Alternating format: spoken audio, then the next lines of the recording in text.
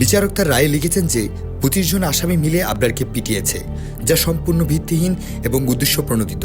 কারণ কয়েকজন আসামি ঘটনাস্থলেই উপস্থিত ছিলেন না, যা সিসিটিভি ফুটেজ দেখলেই খুব সহজে বোঝা যায়। কোনো সাক্ষী বলেনি যে আবরারের ব্যাচমেট অর্থাৎ 17 ব্যাচের কেউ আবরারকে পিটিয়েছে, বরং সাক্ষীদের জবানবন্দিতে আবরারকে বাঁচাতে এদের নানান চেষ্টার বর্ণনা উঠে এসেছে।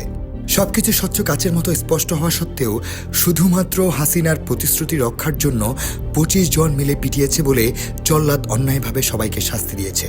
চাটুকার বিচারক অতি উৎসাহী হয়ে লাগাতার 7 ঘন্টা মারার কথা বলেছেন, অথচ আবরারকে রুম থেকে ডাকা হতে শুরু করে স্ট্রেচারে নিয়ে সিঁড়িতে নামানো পর্যন্ত মোট সময় হচ্ছে 7 ঘন্টা 9 মিনিট। আর জল্লাদের কথা সত্য ধরলে সিসিটিভি ফুটেজে আমরা যা দেখতে পেতাম, সাক্ষী অভি আর সাইফুল আবরারকে পেটাতে পেটাতে তার রুম থেকে 2011 নং কক্ষে নিয়ে যাচ্ছে। সাক্ষী আহনাব পিঠে আঘাত করে আবরারকে মেরে ফেলে, মৃত আবরারকে মারতেই থাকে। ডাক্তার এসেও কিছুক্ষণ মৃত আবরারকে পিটায়। আসলে সাক্ষীদের জবানবন্দিতে স্পষ্ট যে আবরারকে প্রথম আঘাত করা হয় রাত 9:45 ঘটিকায়, আর রাত 12টার পর কেউ তাকে আঘাত করেনি।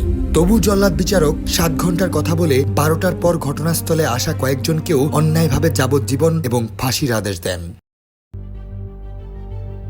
ফুটেজে দৃশ্যমান থাকা সত্ত্বেও 5 জনকে আসামি থেকে বাদ দেওয়া হয়েছে। আবার ফুটেজে নেই এমন 5 জনকে করা হয়েছে আসামি।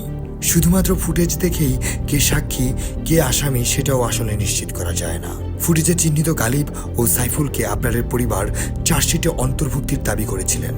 ফুটেজে দৃশ্যমান চট্টগ্রামের সবাইকে পরিকল্পিতভাবে মামলা থেকে বাদ দেওয়া হয়েছে। ফুটেজে দৃশ্যমান সন্দেহজনক অনেকের বিরুদ্ধেই কোনো অভিযোগ পাওয়া যায়নি, তবুও অভিযুক্ত দেখানো হয়েছে। এমনকি মামলার পুরো নথিতে কোনো অভিযোগই খুঁজে পাওয়া যায় না এমন কয়েকজনকেও ফাঁসি অথবা যাবজ্জীবন সাজা দেওয়া হয়েছে।